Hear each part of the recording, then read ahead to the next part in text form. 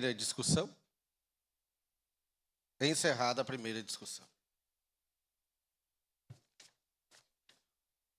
Em segunda discussão e votação, projeto de lei número 174/2024, contido no processo número 222/2024, de autoria do Poder Executivo, que desafeta a área institucional número 810, autoriza o município a aliená-la na forma de lei e dá outras providências. Relator, vereador Wagner Petrini. Com a palavra, o relator.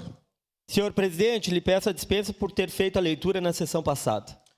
Dispensa concedida. Obrigado, vereador. Em discussão. Encerrada a discussão. Em votação. Solicito às vereadoras e vereadores que registrem seus votos.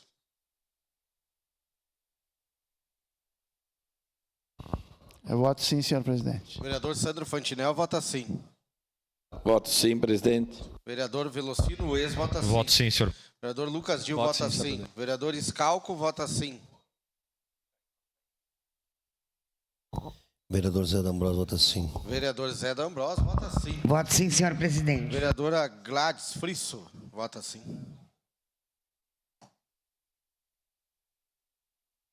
Rafael, tu vota? Vereador Rafael Bueno vota sim. Isso? Encerrado o registro dos votos, encerrada a votação.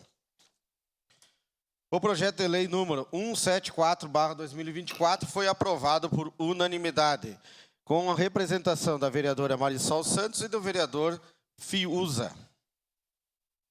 Encerrada a ordem do dia.